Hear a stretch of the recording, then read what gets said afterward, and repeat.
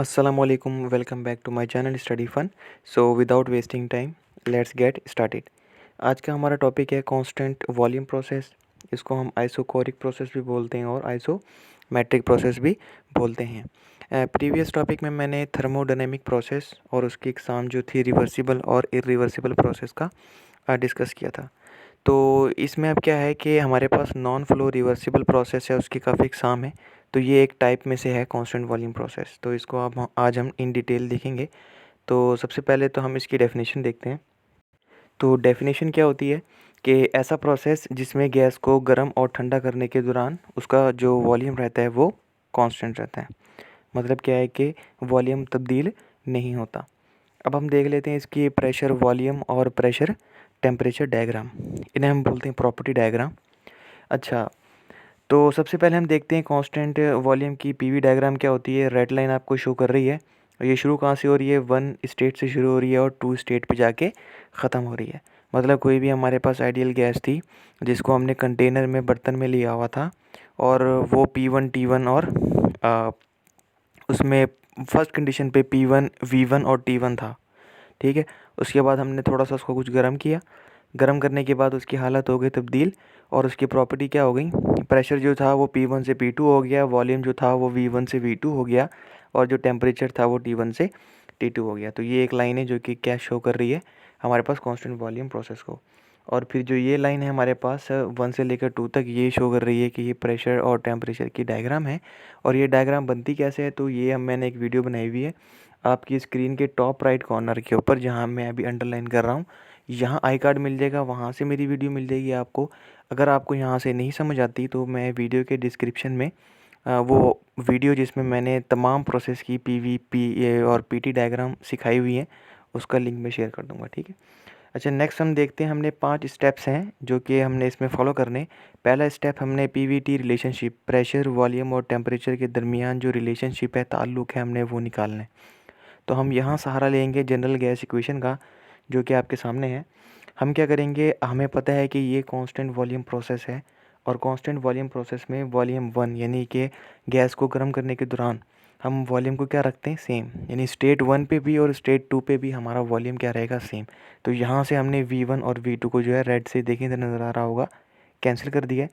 और हमारे पास एक नई इक्वेशन बनी जिसमें हमने क्या देखा, P1 divided by T1 is equal to P2 divided by T2 जो कि गेल-लेसिक लॉ।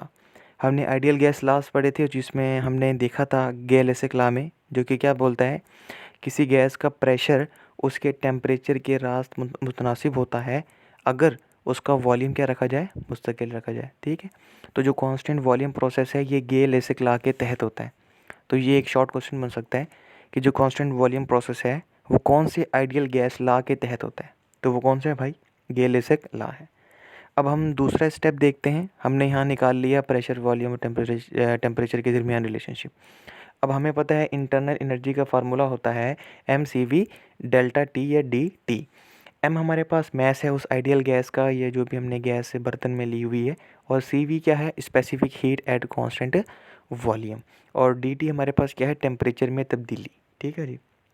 अब नेक्स्ट हमने क्या किया, इस डेरिवेटिव को ख़त्म करना है तो हम इंटीग्रेशन ले लेंगे। और 1 2 का मतलब क्या है, आपको पता है, स्टेट 1 और स्टेट 2, गर्म करने से पहले और गर्म करने के बाद। गर्म करने से पहले P1 V1 और T1, गर्म करने के बाद P2 V2 और T2। इसी तरह यहाँ भी इंटीग्रेशन ले ली। नेक्स्ट हमने क्या किया भाई, हमें पता है integration of DU। Integration of DU बराबर होती है सिर्फ U के, और फार्मूला इंटीग्रेशन का लगाया है 2 और 1। मतलब ये हमारे पास अपर लिमिट आ गई और लोअर लिमिट। इसी तरह हमें पता है कि एम सी वी क्या है, हमारे पास कांस्टेंट है क्योंकि ये मैस है। किसी भी सिस्टम का मैस तो तब्दील नहीं होता ना। तो मैस इंटीग्रेशन से बाहर निकाल लिया, और जो स्पेसिफिक हीट है ये भी, अगर कोई सब्सटेंस आप लेते हैं, अगर कोई आइडियल गैस लेते हैं तो वो भी उस गैस के लिहाज से जो है वो चीज़ कांस्टेंट होती है, स्पेसिफिक हीट कांस्टेंट होती है। तो वो भी हमने बाहर निकाल ली क्योंकि कांस्टेंट जो होता है वो इंटीग्रेशन से हम बाहर निकाल लेते हैं। और फिर हमने simple integration of d t ली। ठीक है जी। तो जो के बराबर होती है टी के, और हमने अपर लिमिट और लोअर लिमिट यहाँ लगा ली। अब यहाँ हमें पता है इंटीग्रेशन के फार्मूले के तहत वही u हम लिखेंगे जो हमारा फंक्शन था, और अपर लिमिट को हमने इसका सबस्क्रिप्ट बना दिया है। ठीक है। फिर माइनस फार्मूले का, एंड देन फिर वही वाला फंक्शन u जो कि हमारा फंक्शन था, और 1 जो है हमने इसके सबस्क्रिप्ट में लिख दिया है जो कि क्या है, लोअर लिमिट है। इसी तरह एम सी वी तो वैसे का वैसे ही लिखा हमने, टी पे हमने अपर लिमिट भी अप्लाई की और लोअर लिमिट भी अप्लाई की, तो ये इंटीग्रेशन के फार्मूले के तहत आ गया। तो ये हमारे पास जो है फाइनल एक्सप्रेशन है चेंज इन इंटरनल एनर्जी का। ठीक है जी। नेक्स्ट हम निकालेंगे कि वर्क डन क्या होता है भाई कांस्टेंट वॉल्यूम प्रोसेस में। तो वर्क डन का फार्मूला बड़ा फेमस है ये, कि हमारे पास होता है P into D V. D V जो है वॉल्यूम में तब्दीली है, और वॉल्यूम में तब्दीली को कैसे लिखते हैं, V2 minus V1। V2 final volume यानी गर्म करने के बाद, और V1 गर्म करने से पहले। ठीक है जी। अब आपको पता है हम गर्म करने के बाद यानी गर्म करने के दौरान जो है वॉल्यूम तब्दीली नहीं होता, मतलब बाद में गर्म करने से पहले भी और गर्म करने के बाद भी वॉल्यूम क्या रहेगा, सेम। तो हमने लिख दिया कि V1 एट स्टेट 1 वॉल्यूम जो है वो, और जो गर्म करने के बाद जो वॉल्यूम 2 हो जाएगा वो दोनों क्या रहेंगे, कांस्टेंट रहेंगे। तो इस वजह से इसको हमने ज़ीरो कर दिया। तो V2 माइनस V1 क्या हो जाएगा, ज़ीरो।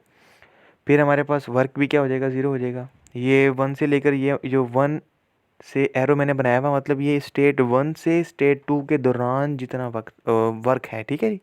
तो इसको आपने माइनस नहीं समझना, ये एरो क्या शो कर रहा है, स्टेट 1 से स्टेट 2 तक। चेंज इन इंथैल्पी, इंथैल्पी का फार्मूला आपको पता है, दोनों तरफ डेरिवेटिव ले लिया है हमने, और फिर इंटीग्रेशन ले ली ताकि डेरिवेटिव को हम ख़त्म कर सकें। ठीक है। फिर वही डी एच की इंटीग्रेशन आपको पता है क्या होती है। अच्छा, यहाँ हमने जो है इस स्टेप में कि ये हमें पता है कांस्टेंट वॉल्यूम प्रोसेस है, यहाँ से हमने v को बाहर निकाल लिया इंटीग्रेशन से। ठीक है। अब हमें पता है कि इंटीग्रेशन ऑफ डी एच होती है H2 minus H1, D you होती है U2 माइनस U1, और डी पी होती है P2 माइनस P1। अभी हम चेंज इन इंटरनल एनर्जी का फार्मूला निकाल के आए, वो मैं आपको दिखा देता हूँ। ये हमारे पास फाइनल एक्सप्रेशन था चेंज इन इंटरनल एनर्जी, यही हम पुट कर देंगे उधर। तो यहाँ जो है U2 माइनस U1 उसकी जगह जो हमने एक्सप्रेशन देखा है MCV T2 माइनस T1 हमने पुट कर दिया है, और साथ इस V को मल्टीप्लाई कर दिया है P2 के साथ, माइनस जो है ये वाला आ गया इधर, ये इधर, और फिर इसी V को हमने P1 के साथ भी क्या कर दिया है, मल्टीप्लाई कर दिया है। ठीक है। अब हम इसको इक्वेशन को सिंप्लीफाई करने के लिए सिर्फ ये बोलेंगे कि इधर जो खाली V है इसको हम V2 कर देंगे, और जो इधर P1 के साथ जो V है इसको V1 कर देंगे। ठीक है, सिर्फ सिंप्लीफाई करने के लिए, और कुछ नहीं। अच्छा, नेक्स्ट हम क्या करेंगे, देखें इधर P2 के साथ V था उसको हमने V2 बना दिया है, और इधर P1 के साथ जो था V था उसको हमने V1 बना दिया, और हम साथ लिख भी देंगे कि भाई V1 बराबर V2 है। ठीक है, मतलब कांस्टेंट वॉल्यूम प्रोसेस है तो जाहिर सी बात है V1 बराबर V2 ही होगा ना। अच्छा, नेक्स्ट हमारे पास क्या होगा कि नेक्स्ट हमारे पास वही चीज़ है, इधर हमने P V is equal to M R T use की है इक्वेशन, जिसे बोलते हैं खसूसी गैस मसवात। P V is equal to M R T. तो P1 V1 बराबर हो जाएगा MRT1 के, P2 V2 बराबर हो जाएगा MRT2 के। तो इधर जो है अगर आप देखें इधर P2 V2 है, इसकी जगह हमने MRT2 लिख दिया है, और इधर हमारे पास क्या है P1 V1, इसकी जगह MRT1 लिख दिया है। अब नेक्स्ट प्रोसेस में हमारे पास आपको पता है इधर से देखें MR और इधर से भी MR, दोनों कांस्टेंट कॉमन आ रहे हैं, सॉरी, तो हम कॉमन ले लेंगे, और नेक्स्ट प्रोसेस में हम क्या करेंगे, इधर अगर आपको नज़र आ रहा हो इस प्रोसेस में M, और इस एक्सप्रेशन में T2 माइनस T1 ये चीज़ कॉमन है, और इधर भी क्या है M और T2 माइनस T1 क्या है, कॉमन। तो हम इसमें क्या करेंगे, M R T2 minus T1 को क्या ले लेंगे, कॉमन ले लेंगे, और साथ हमारे पास क्या बचेगा, इधर से इस इक्वेशन में CV बचेगा, और इधर क्या बचेगा, R बचेगा। ठीक है जी। अब क्या करेंगे, हमें पता है CP माइनस CV बराबर होता है R के। अच्छा, अगर ऐसा होता है तो ये CV जो है इधर माइनस हो रहा है, उस साइड पे जाके ये प्लस हो जाएगा, तो हमें पता है CP बराबर होता है CV प्लस R के। तो इधर भी क्या है CV प्लस R, जब CV प्लस R CP के बराबर है तो हम लिख सकते हैं ना भाई, कि नहीं लिख सकते। अच्छा, इधर देखें, इधर मैंने R लिखा हुआ है, इधर से ये R कैंसिल कर दिएगा, और यहाँ से भी R कैंसिल कर दिएगा, फाइनल एक्सप्रेशन में भी R कैंसिल आपने कर देना बस। ठीक है, वो R एक एक्स्ट्रा तौर पे आ गया। ठीक है, तो ये आपने नहीं देखना। अब फाइनल एक्सप्रेशन क्या है, H2 minus H1 MCP T2 minus T1। ठीक है, अब हम देखेंगे हीट ट्रांसफ़र क्या होता है भाई, लास्ट स्टेप है पाँचवा। हीट ट्रांसफ़र में हमने फर्स्ट लॉ ऑफ थर्मोडायनेमिक्स लगाया कि heat transfer is equal to internal energy में चेंज और वर्क डन होता है। नेक्स्ट हमने देखा है इसकी वो डेरिवेटिव ख़त्म करने के लिए इंटीग्रेशन लिखा है, और हमें पता है ये Q1 से लेकर 2 1 स्टेट से 2 स्टेट के दरमियान इंटरनल एनर्जी का फार्मूला पता है MCV/dt, वर्क का हमें फार्मूला पता है P इंटू डी। अभी हम निकाल चुके हैं कि वर्क जो है वो ज़ीरो होता है कांस्टेंट वॉल्यूम प्रोसेस में। ठीक है, और हमने जो है चेंज इन इंटरनल एनर्जी उसका भी निकाला है formula MCV T2 minus T 1। अब ज़ीरो तो ज़ीरो है, उसको लिखने की ज़रूरत नहीं है, तो हीट ट्रांसफ़र किसके बराबर हो जाएगी जनाब, mCV T2 माइनस T1। तो इन अदर वर्ड्स हम लिख सकते हैं हीट ट्रांसफ़र बराबर हो जाएगी जनाब चेंज इन इंटरनल एनर्जी के। तो ये एक शॉर्ट क्वेश्चन बन सकता है कि कौन सा ऐसा प्रोसेस है जिसमें जो है हीट ट्रांसफ़र जो है बराबर हो जाती है इंटरनल एनर्जी की तब्दीली में, तो वो कांस्टेंट वॉल्यूम प्रोसेस है। तो इंशाल्लाह नेक्स्ट प्रोसेस हम पढ़ेंगे कांस्टेंट प्रेशर प्रोसेस, उसमें भी यही 5 स्टेप्स फॉलो करेंगे। टिल देन खुदा हाफिज़। और यार वीडियो को सब्सक्राइब और चैनल को सब्सक्राइब और वीडियो को शेयर लाजमी किया करें, ठीक है। सो